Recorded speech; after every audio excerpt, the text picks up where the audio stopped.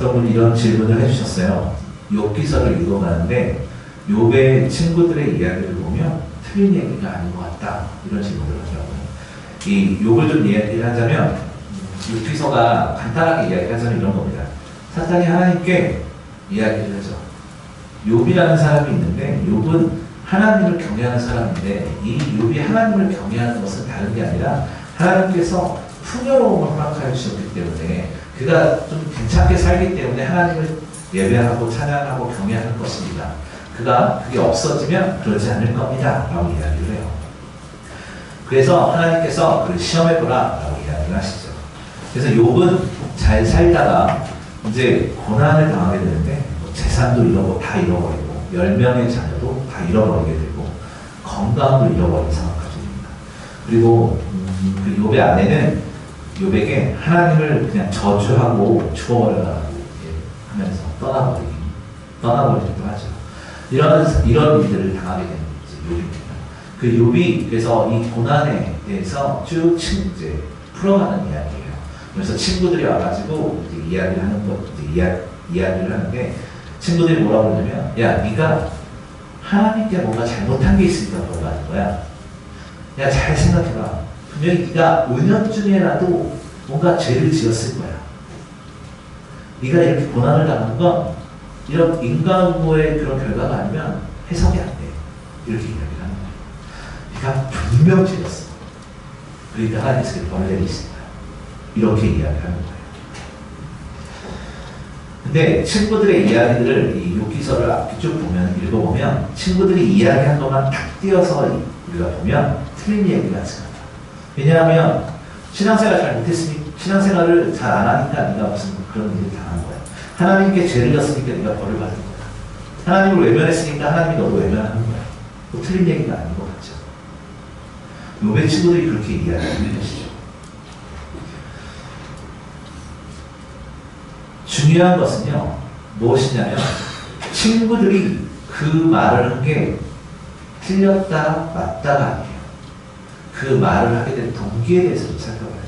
친구들이 이야기한 게 틀린 게 아닌 것처럼 보여요. 하지만 그 말에 대한 동기, 왜 욥의 친구들이 욥에게 그런 이야기를 했는지를 좀 봐야 되는데, 욥기 1장 1절이에요. 우리 한번 읽어보도록 하겠습니다. 시작. 우스 땅에 욥이라 불리는 사람이 있었는데 그 사람은 온전하고 정직하여 하나님을 경외하며 가까이서 떠나더라. 이게 무엇이냐면, 욥기서는 특이하게 고난에 대해서 이야기를 하지만 욥은 1장 1절에 딱 시작할 때 정의를 내리고 시작하고 있어요. 하나님을 경외하며 악에서 떠난 자라. 그 사람이 온전하다라고, 의인이다라고 도장을 찍어놓고 시작하는 책이 욥이에요. 정말 특이하죠. 성경에서 온전한 자, 의인 이렇게 된 표현을 하는 사람이 딱 2명이 나오는데, 한 명은 욥이고요, 한 명은 노아예요. 그런데 이 욥은 그냥 하나님을 경외하는 자, 온전한 자, 의인, 이걸 도장을 찍고 시작하는 책이 욥이에요. 그런데 이런 사람에게 고난이 닥쳐오는 거예요. 그래서 욥의 친구들은요, 욥에게 네가 분명 무슨 죄가 있기에 이런 고난을 당한 것이다 라고 단정짓고 욥에게 말을 하고 있는 거예요. 욥의 친구들은 그렇게 그들의 동기가 욥은 분명히 죄를 졌다, 여기서 시작하는 거예요. 사람들이 욥기서는 고난을 다루는 책이다 라고 이야기를 합니다. 특히 친구들과의 대화에서 고난의 원인에 대해서 이야기를 하면서 이야기를 풀어가려고 해요. 하지만 욥기서가 우리가 42장의 긴 장을 이렇게 쭉 읽어보시면 마지막에 가서는 왜 고난을 당하느냐, 그것에 대해서 집중하는 게 아니라 이 고난의 의미가 무엇이냐에 대해서 이야기하고 있어요. 정말 특이하죠. 어려움을 당했는데 왜 고난을 당했느냐가 아니라 도대체 그 고난의 의미가 뭐냐, 욥의 시선이 이렇게 움직여지는 거예요. 오늘 이 성경을 읽는 우리들에게도 똑같아요. 왜 나에게 이런 일이, 이게 아니라 이런 일이 생기는 의미에 대해서 우리가 집중해봐야 된다는 거예요. 의인이 고난을 당하는가? 고난은 항상 죄의 결과인가? 진정한 믿음은 고난 속에서도 흔들리지 않아야 되는 것인가? 이거에 대해서 생각을 해보자는 거예요. 이 고난의 의미는요, 결국 하나님이 누구신가로 끝나는 거예요. 왜 고난을 당하느냐가 아니라 그 고난에 대한 의미가 하나님이 누구신가를 깨달았을 때 그 고난이 의미가 있어지는 것이고 고난에 대한 물음이 해결이 되는 거예요. 세상의 논리는요, 어떤 상황 앞에서 인과관계, 즉 방법을 찾고요, 그 방법을 선택하고 집중해서 상황을 해결해 나가는 이야기예요. 여러분, 무슨 어떤 일을 내 앞에 맡았다고 생각을 해보세요. 그럼 어떻게 하세요? 그냥 그 일이 어떻게 풀려나가야 될지 먼저 구상하고 계획도 세워보고 방법을 찾고 지식과 인맥과 이런 것들을 총동원해서 해결을 하려고 하는 것이 일반적인 우리들의 모습이에요. 그리고 선택해서 집중해서 한 방에 승부를 보려고 하는 것이 우리들의 모습이다라는 것이죠. 그런데요, 성경은 그렇게 이야기하지 않고 있어요. 너희가 어떠한 문제를 만나든지 그 문제를 놓고 기도하면서 하나님의 말씀을 보면서 하나님의 방법을 찾고 세상과 하나님의 방법의 균형을 이루어라 라고 이야기하고 있어요. 세상 가운데 휘둘리는 것이 아니라 하나님의 말씀으로 흔들리지 않고 하나님의 뜻을 구하며 균형을 찾아라 라고 성경은 이야기한단 말이죠. 하나님의 뜻을 믿고 내 삶에서 말씀으로 균형을 이루는 것이 정답이다 라고 성경은 이야기합니다. 그런 측면에서 이 욥의 고난은요, 다른 것이 아니라 우리가 처음에도 설명했지만 욥은 하나님의 주관적인 결정에 의해서 이 고난이 시작되었어요. 우리가 살아가고 경험하는 인과응보의 기준으로는 욥을 절대 이해할 수가 없어요. 욥의 고난을 욥기서를 많이 읽으시는데 욥기서를 절대 인과응보의 관계로 생각을 해보면 절대 이해할 수도 없고 해석될 수가 없어요. 대신 욥기는 무고한 자의 고난을 통해서 고난의 왜가 아니라 하나님이 누구신가에 대해서 설명하고 있는 책이에요. 그렇기 때문에 왜 죄 없는 자가 고난을 당하는가? 왜 신앙 있는 자가 고난을 당하는가? 왜 하나님을 잘 믿는 자가 고난을 당하는가? 이 질문은 약간 잘못된 질문이에요. 왜냐하면 인과응보의 관점을 가지고 하나님을 보면 안 된다는 거예요. 내가 이렇게 열심히 신앙생활 하니까 나한테 아무 문제가 안 생겨. 이건 틀린 얘기예요. 여러분, 고난이 나쁜 겁니까? 힘들죠. 하지만 여러분, 고난을 당할 때마다 하나님의 뜻을 구할 수 있는 기회가 있는 거예요. 하나님의 뜻을 볼 수가 있는 기회예요. 여러분, 기도의 제목거리가 있다는 거 감사해야 된다니까요. 우리 저번 주에 제가 설교 안 올라갔기 때문에 아마 보시지 못했을 텐데 제가 뭐라고 했어요? 예수님이 이 땅에 무엇을 오셨다고 했어요? 모르세요? 의원으로 오셨다고 했잖아요.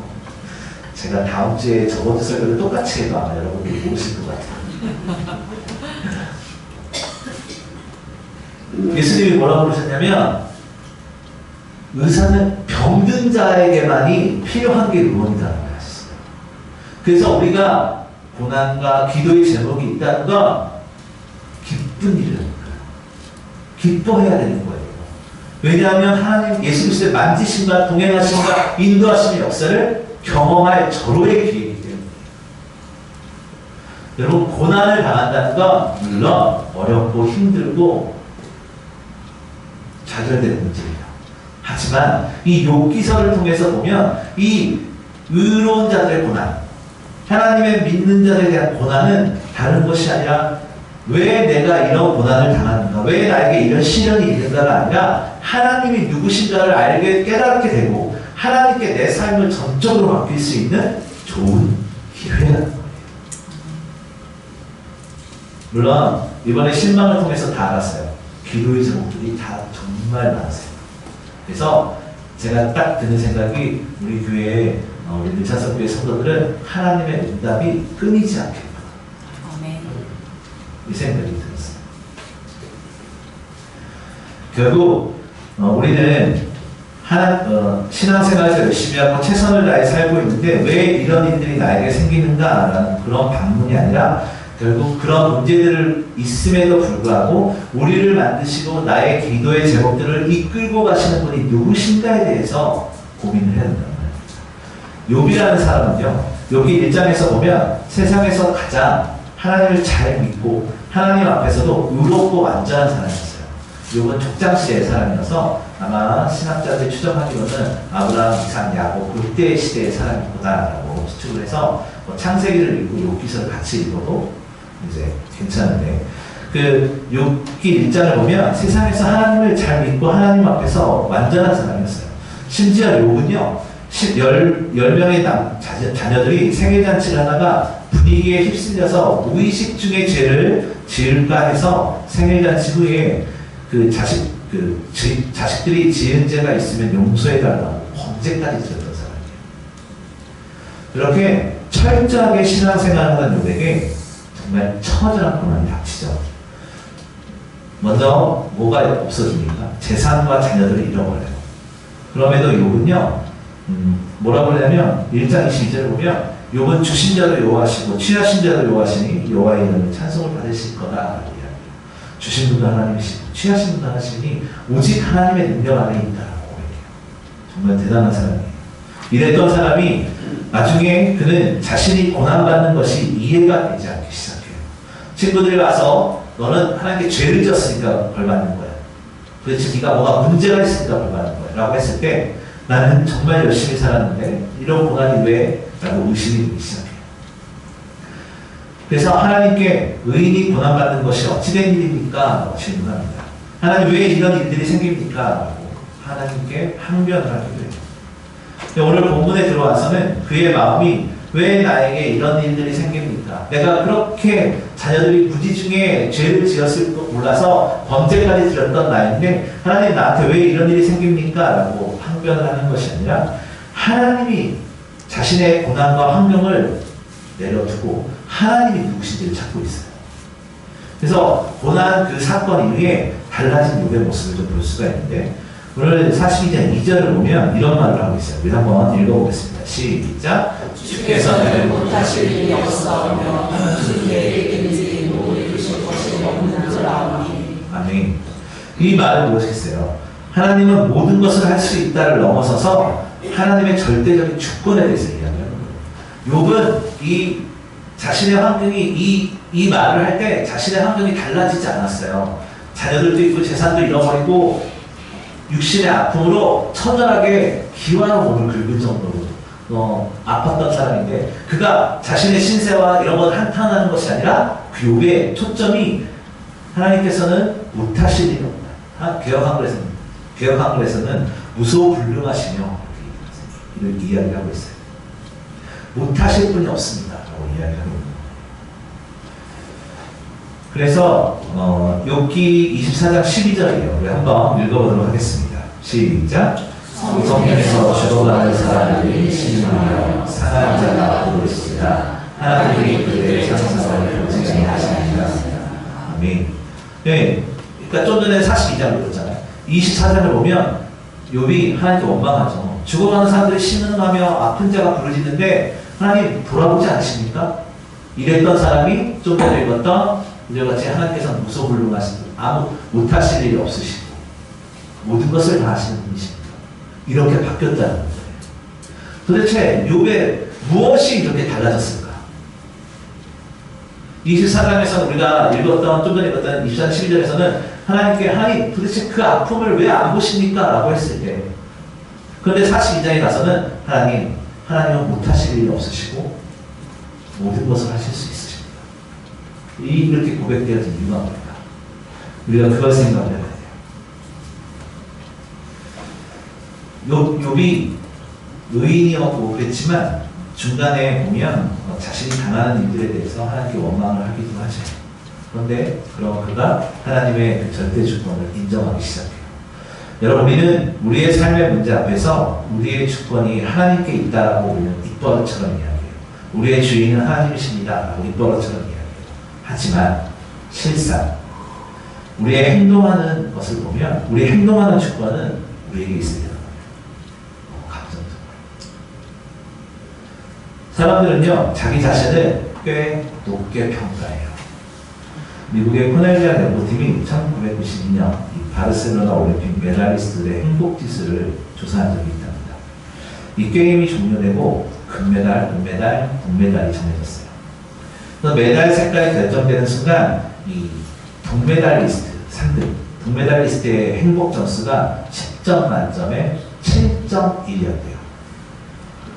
그리고 반면에 2등이었던 은메달리스트의 점수가 행복지수 점수가 몇이었는지 아세요? 4.8이었어요. 결국 시상 후에도 바뀌지 않았대요. 그 마음이 이렇게 다시 이렇게 요동치지 않아요. 똑같았대요. 생각해보면 은메달리스트가 더 높잖아요. 2등이잖아요. 근데 은메달리스트가 덜 행복한 이유가 무엇이겠어요? 저 금메달을 내가 좀만 더 했으면 땄을 텐데, 내가 그 실수만 안 했으면 저걸 금메달을 낼 건데, 이 생각을 했기 때문이에요. 그 아쉬운 마음 때문에 만족하지 못하는 거예요. 반면에 동메달리스트가 행복한 이유가 뭘까요? 어쩌면 내가 메달을 못 딸 수도 있었는데, 땄다. 이 기쁨 아니겠어요?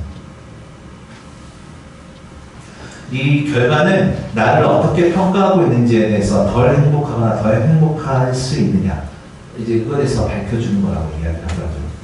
사람들은 대부분 같아요. 사람들의 마음이 대부분 비슷하다는 얘기죠. 은메달리스트의 마음과 동메달리스트의 마음은 형평성적으로 보면 동메달리스트가 아쉬움이 더 많아야 되겠죠. 그리고 행복지수가 더 낮아야 되겠죠. 3등이니까. 그런데 그 마음을 들여다보면 동메달리스트의 행복감이 은메달리스트보다 더 높았던 것을 볼 수가 있습니다. 우리가 높은 마음을 가지고 있을 때의 삶과 낮은 마음을 가지고 살 때의 행복지수가 다르다는 얘기예요. 여러분, 성경은요, 낮고 겸손한 이야기예요. 낮고 겸손함으로 살 때 감사가 넘쳐나는 거예요. 우리가 가난한 마음으로 살 때 오늘 주어진 하루가 감사한 거예요. 우리가 낮은 마음으로 살아갈 때에 주님께서 주어지신 응답이 너무나 놀라운 거예요. 나의 부족함을 인정하고 나의 연약함을 인정하고 하나님 앞에 나아갈 때 하나님의 말씀이 우리가 너무나 놀랍게 다가오고 있어요. 우리의 신앙 수준은 수치로 평가할 수는 없겠죠. 하지만 우리는 보통 우리 수준을 과대평가할 때가 많아요. 그래서 나 정도면 할 때가 있죠. 이 정도면 나 정도 신앙생활 했으면 나 정도의 여유면 이런 이야기 할 때 참 많았어요. 그런데 우리는 깨달아야 돼요. 하나님 앞에서는 자랑할 것도 내세울 것도 없다는 것을 우리는 기억해야 됩니다.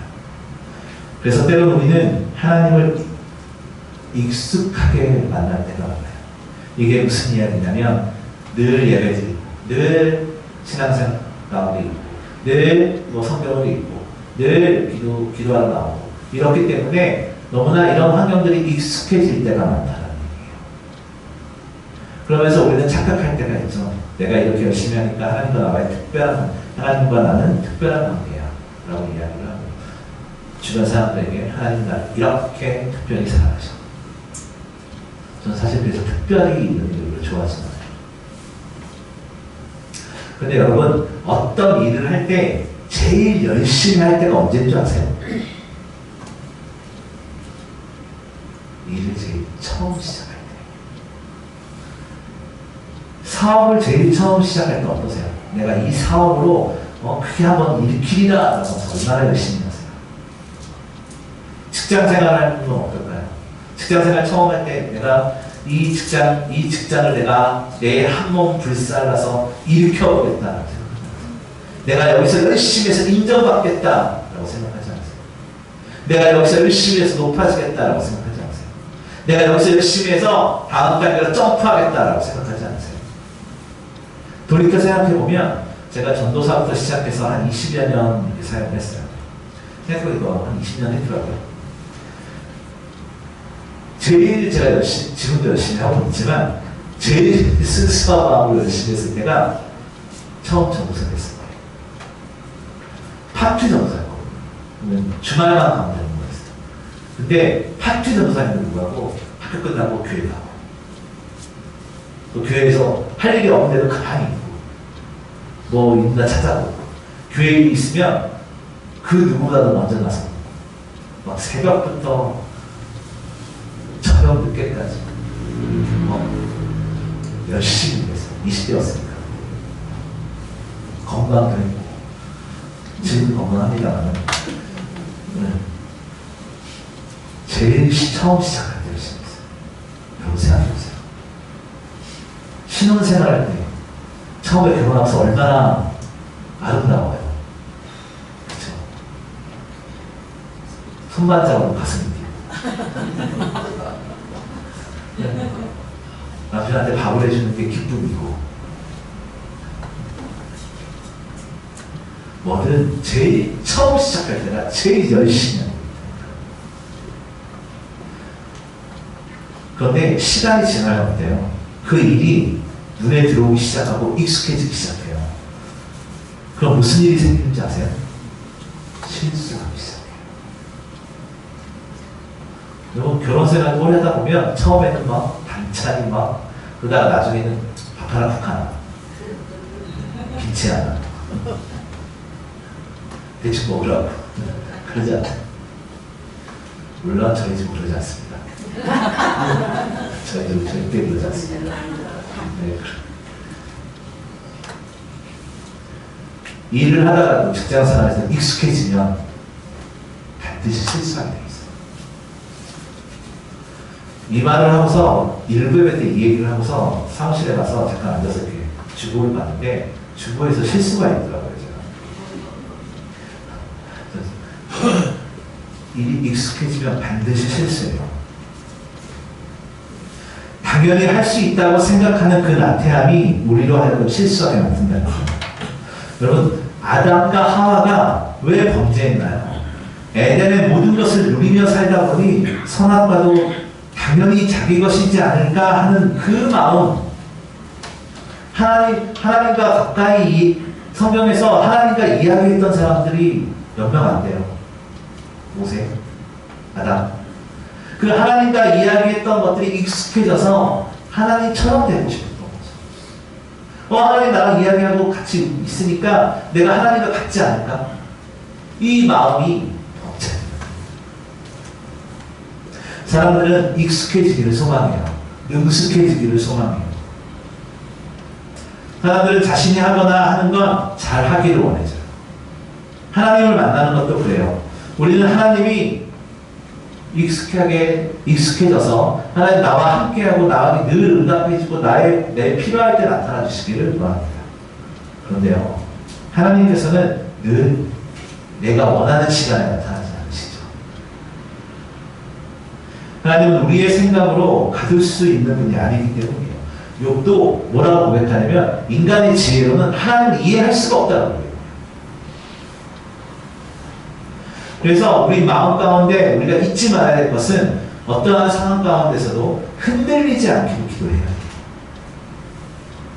욥은 이 욥기서를 통해서 쭉 욥기서가 진행되면서 그의 삶에서 하나님을 깊이 알았을 거예요. 의인이라고 기록된 것을 보면 처음에 1장에 의인으로 기록된 온전한 사람으로 기록된 것을 보면 그는 대충 신앙생활하는 사람이 아니었어요. 대충 산 사람이었다. 근데 오늘 보면 3절을 보면 뭐라고 하냐면 우리 한번 읽어보겠습니다. 시작. 무지한 말로 이치를 가리는 자가 누구니까 나는 깨닫지도 못한 일을 말하였고 스스로 알 수 없고 헤아리기도 어려운 일을 말하였나이다. 아멘. 이게 무슨 말이냐면 무지한 말로 주의 뜻을 흐리는 자가 누구입니까?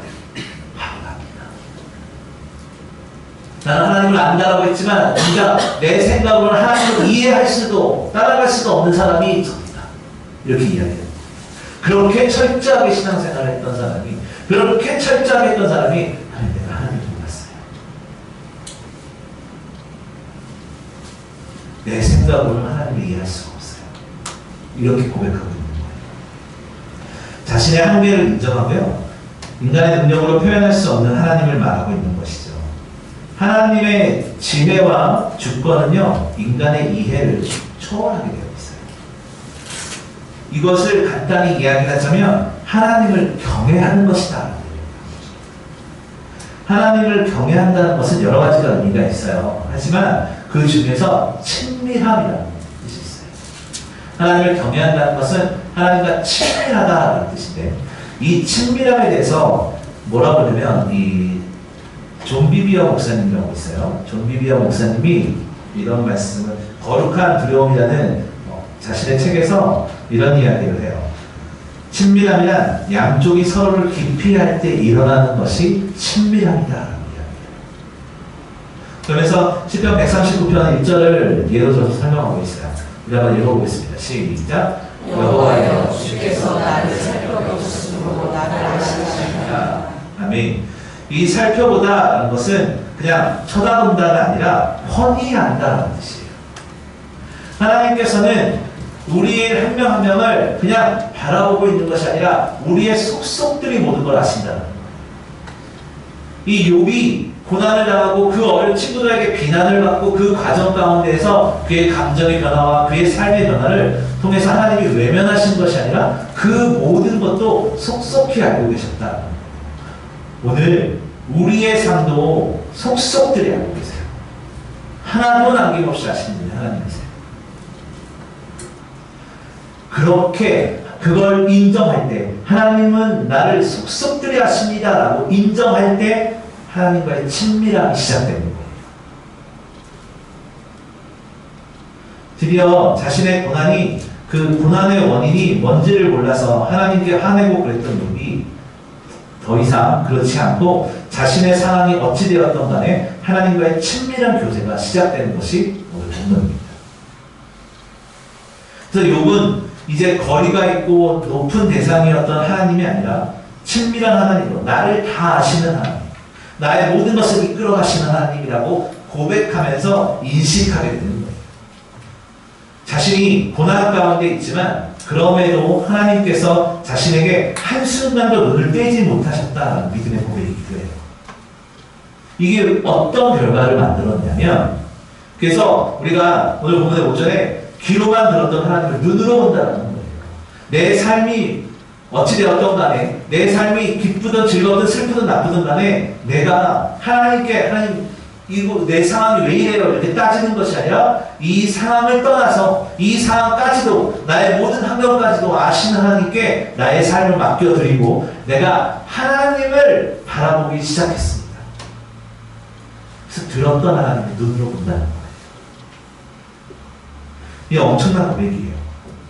전에는 이 조상들의 교훈과 종교적인 전통과 친구들의 말, 이런 것들을 통해서 하나님을 인식했다면 이제 하나님이 진짜 누구신지 알겠다는 거예요.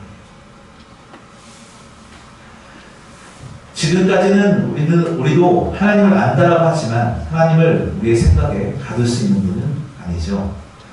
그래서 욥도 하나님에 대해서 무지했습니다. 이제 관념적인 것을 걷어내고 하나님이 누구인지 알게 되는 겁니다. 욥기 11장 27절을 보면 이런 말이 있어요. 우리 한번 읽어보도록 하겠습니다. 시작. 내가 그를 보지니 내 눈으로 그를 보기를 낯선 사람처럼 하지 않을 것이라. 내 마음이 두려워하나. 아멘. 이게 그때는 내 눈이 그를 보아도 낯선 사람처럼 하지 않을 것이니 내 마음이 한없이 설레는구나 하는 거예요. 이 기도의 제목이 응답된 건데, 욥이 그 긴 터널을 지나, 고난의 터널을 지나서 깨달은 것은, 하나님 왜 나에게 이런 일이 생깁니까? 이런 게 아니라 하나님은 전능하십니다. 되게 역설적이에요. 하나님 나의 고난을 해결해 주세요. 내가 왜 이렇게 아픕니까? 왜 다 모든 걸 잃어버렸습니까? 도대체 무엇 때문입니까? 이렇게 기도하는 것이 아니라 모든 것은 하나님의 계획이 있다 라고 고백하는 겁니다. 모든 고난과 모든 일의 답은 하나님이십니다. 이걸 고백하는 거예요. 공의로우시고 정의로우신 하나님이 결국 하나님의 뜻대로 모든 걸 해결하실 것이다 라는 그 굳은 신념이 있었던 거예요. 여러분, 우리 기도의 제목들 많이 있어요. 그런데 그것을 놓고 하나님 왜 응답이 안 됩니까? 초조한 것이 아니라, 결국 하나님께서는 공의로우시고 정의로우신 하나님이 하나님의 뜻대로, 하나님의 방법대로 풀어가실 것을 믿고 우리가 이 땅을 살아가는 겁니다. 고난이 오면요, 우리가 무엇을 느끼냐면 무력감을 느껴요. 돈, 지식, 친구, 그 무엇으로도 해결할 수 없는 그 고난 때문에 우리는 무력감을 느끼게 돼요. 욥의 친구들을 보면 욥의 친구들이 아무리 많은 말을 했어도 욥의 고난을 설명하지 못했고 납득시키지 못했어요. 그의 아내조차도 해결하지 못했죠. 결국 그 무력감 속에서 난 어쩔 수 없구나 생각하는 것이 고난입니다.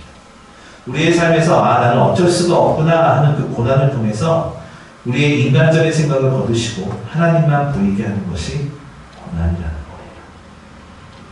우리의 삶의 문제를 통해서 하나님께서 우리에게 원하시는 것은 내 힘으로 만드는 것. 그렇다면 하나님의 말씀 안에 낮고 겸손한 걸 좋아해요. 이 고백하면서 사는 거예요. 내 말이 맞는 게 아니라 오직 하나님의 뜻만을 구하며 사는 것이다 라고 고백하면서 사는 거예요. 남들을 판단하고 정죄하는 것이 아니라 내가 죄인이다. 내가 하나님을 귀로만 들었고 머리로만 알고 있고 고백하면서 이제는 모든 것은 하나님께 있구나 고백하면서 사는 거예요. 이것이 신앙생활이죠. 이것이 성도죠. 욥이 고난을 통해 배운 것은요, 하나님께 설명을 요구하는 신앙에서 고난을 통해서 오직 하나님이 답입니다라는 것을 알게 된 거예요. 우리의 삶도 그래요. 하나님 왜 나에게 그러십니까? 이런 신앙에서 우리의 모든 결론은 하나님입니다. 하나님께서 만드실 것이고 하나님께서 해결하실 겁니다. 설사 내 생각과 다르다 할지라도 하나님의 뜻에는 실수가 없으십니다. 저는 6절을 보면요 이런 말이 있어요. 우리 다 같이 한번 읽어보겠습니다. 시작. 그러므로 내가 스스로 거두어드리고 빛들과 제 가운데서 회개하나이다. 이 자신이 인식했던 하나님께서 이제 진짜 하나님이 누구인지 알게 된 거죠. 자신이 그냥 알고만 있었던 하나님이 이런 것이다라고 해서 그냥 열심히 살았던 욥이 이제 진짜 하나님이 어떤 분이신가에 대해서 깨닫게 된 거예요. 여러분 회개가 무엇입니까? 결국 다시 하나님의 자녀의 모습으로 회복되어지는 게 회개예요. 우리 성경에 탕자의 비유가 있어요. 탕자의 비유를 생각해 보시는 거예요. 둘째 아들이 자신의 몫을 유산을 챙겨가지고 나가가지고 다 써버려요. 그래서 돼지들이 먹는 그 주황 열매 같은 거 먹으면서 생명을 연장하고 있고 그러다가 도저히 안 돼서 집으로 돌아왔어요. 그 둘째 아들이 자신의 일업을 다 탕진하고 돌아왔을 때 그의 아버지가 어떻게 했나요? 매몰차게 야 너 다 줬으니까 넌 네가 알아서 살아 그랬나요? 아니에요. 안아주시고요. 다시 아들의 진리로 회복시켜 주셨거든요. 좋은 부모는요 기다려주는 거라고 이야기를 해요. 하나님께서는요 우리가 우리의 삶에 붙들려 있는 우리들에게 내 감정에 충실한 우리들에게 하나님만 바라보라라고 기다려주고 계십니다. 하나님의 뜻을 깨달을 때까지 기다려주시는 겁니다. 하나님께서는 지금도 우리와 함께 계시고 우리 삶 가운데서 하나님을 바라보기를 원하시죠.